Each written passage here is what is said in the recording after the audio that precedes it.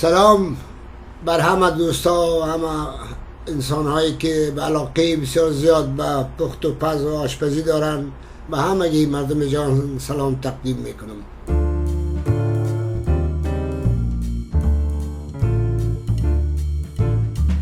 امروز براتون یک چیز مخصوص افغانستان بسیار مشهور است به نام برانی بانجان.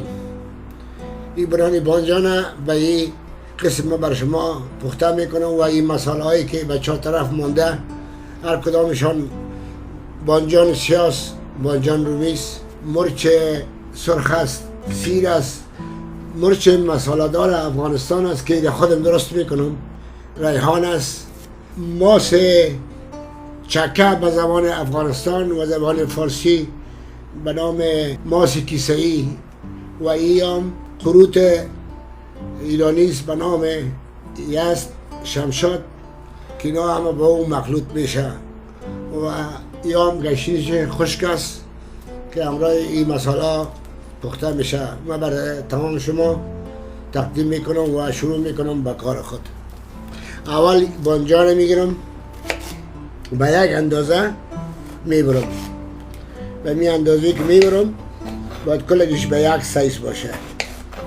همراه پوستش بانجان پوست نمیکنم، باز ایره میده میکنم، یک دانه ایره به مشقاب کلان میمانم، زیرش هم دستمال باید باشه به خاطر آواز ایره جذب کنه. بعد از این برای هر دانه از بانجان یک دانه سیر ضرورت است. آسان ترین طریق سیر چه قسم باید سیر آسان پوست کنین، آسان میده کنین. یک دانه از یک بوتل یا هر چیزی داشته و یا چکش میزنین ایره میده میکنین. این بسیار آسان میده میشه. این وقتی که میده میکنین این همی کار دیگه سیر را میگیرین، این همی چیز میده میکنین. خلاص کارده میگیرم تنها که کون زیر باید ببری به خاطر کون از این سیر بسیار زیاد مضر است برای میده انسان، بسیار زیاد نقص میکنه.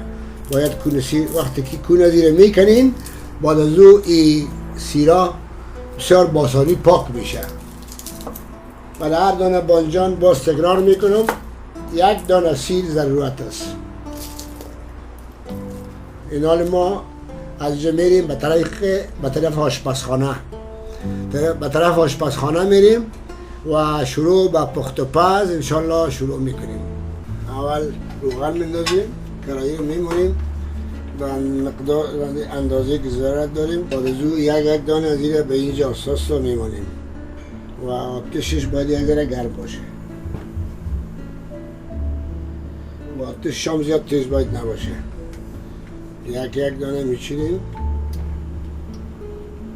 به می طریق. کلش باید به اندازه درست صحیح مانده شود. این حال یک اندازه میمونیم تا که یک ذره یک طرف ازی سرخ شود. باز طرف سرخ شد باز کل زیر یک دانه میگیریم دوباره به این طرف میگردانیم میشه. آتشش در حدود نورمال باشه، میدیم در سه میابر یعنی اندازه 350. حرارت داشت هم 350 باید باشه. باز همه زیر یک دانه به این طریق میگردانیم که سرخ شود. یک طریق که سرخ شد به این طرف دیگه شون سرخ شود. وقتی که چیز میخوایی که پخته میشه ضبط میشه رنگش تغییر میکنه، آتش دوباره کمتر میکنی حرارتش که کلش به یک رنگ برایه و بعد از اون این بانجانای نمیره تقسیم میکنی در نوین هر کدامشون یک دانه بانجان روی میمونی. از بانجان یا کلان باشه یا خرد باشه فرق نمیکنه، اما هر دانه بانجان داخل هر دانی از این تقسیم شود به خاطر که او بانجان برای تا او بانجان سیاره پخته کنه براتون درست. او کار نداره، فقط شما کلش از بانجان میگیرین. وقتی که بانجان خلاص شد باز از او شروع میگیرین به سیر. هر دانه سیر باید شما در بین از این بانجان ها بانین. هر دانه سیر داخل از این بانجان میره. امرای دوست میتونین راحت بانین کدام مشکل هم برتان نیست. هر دانه سیر داخل هر دانه بانجان، هر دانه سیر داخل هر دانه بانجان و یک ذره باید فشار بدین که سیرا داخل بانجان شود تا اون سیرا نرم شود و تمام جوس از این سیرا داخل بانجان میره، تمام مزه سیرا داخل بانجان میره. باقی بانجان های سیری که میمانه به 4 طرف بانجان های بغل کیش تقسیم کنیم.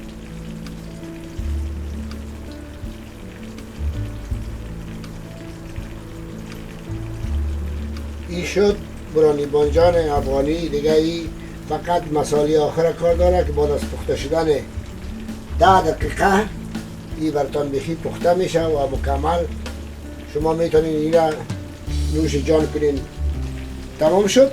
دیگه بعد از او آخر که یک ذره نرم میشه بعد از او میتونین که این مرچا را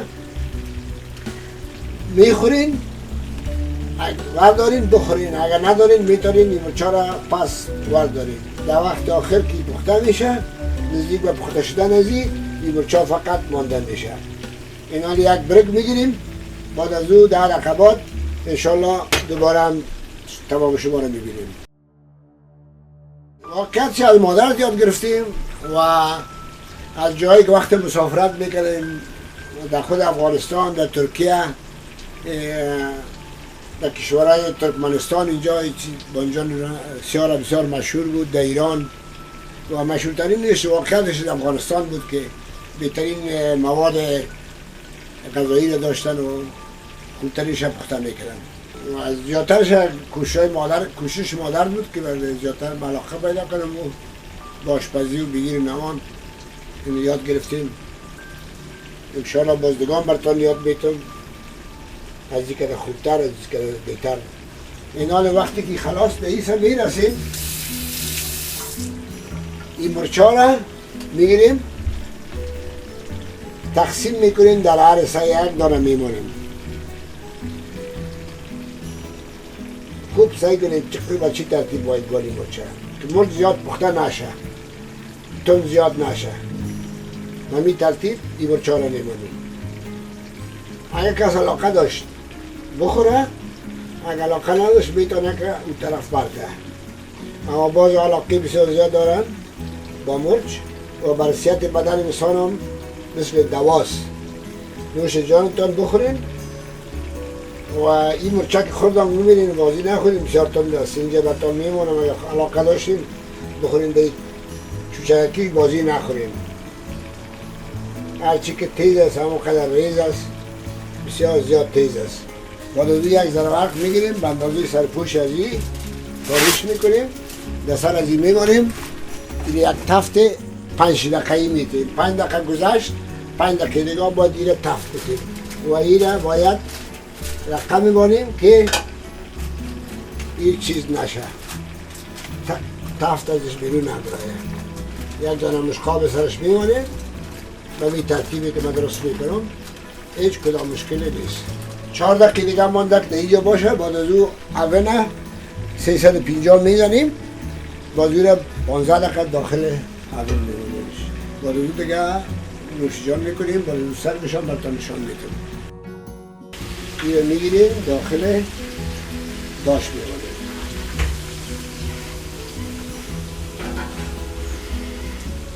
درجه گاز هم 350 برای 15 دقیقه این رو میمونیم و داش باید پیش از پیش گرم شود.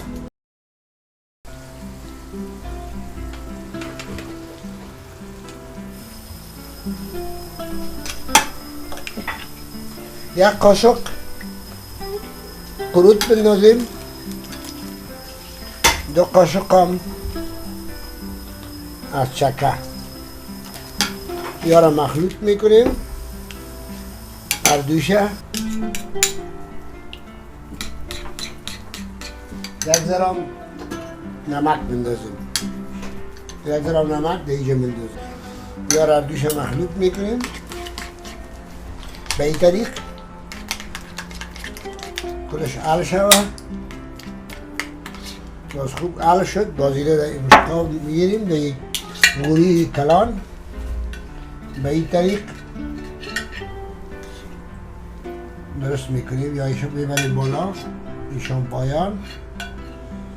خودش باید یک اندازه یک مساوی باشه. بعد از او اینا به این کراهی را به این طریق میگیریم که روغنش به طرف پایین بره، روغن میبین از او قطر نره. روغنش کلش باید به طرف پایان بره، هیچ روغنی نداشته باشه. آساسته به این طریق میمونیم.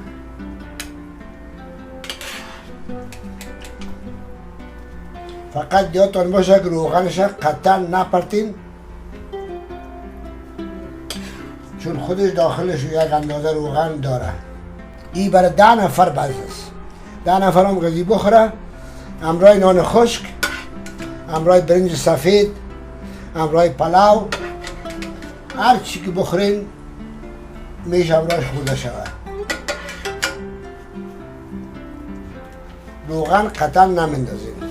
بعد از این باقی مانده ازی را تقسیم میکنیم. در هر سه ازی یک ذره میندازیم و این خلاص میشه. بعد از او این گشنیچ خشک است که هماری گشنیچ خشک میذاریم، یا مرچ مساله دار است که خودم ساختیم. اگه علاقه دوست داشتیم باز برای ما تماس بگیریم. یک طرفش هم مرچ میذاریم، یک طرفش هم مرچ نمیذاریم، به خاطر کسایی است نمیدونم مرچ بخوره. بعد از خوردنش میتونیم که ریحان تازه استفاده کنیم برای خوشبویی دانتان و برای مزه غذا را بسیار لذت بسیار زیاد میسازه. دیگه هیچ چیز کار نداره، فقط نان خشک کار داره. یا میخواین برنج، یا برای برنج، یا برای پلاو، هر چی دوست علاقه دارین میتونین خودتان بخورین. نوش جانتان.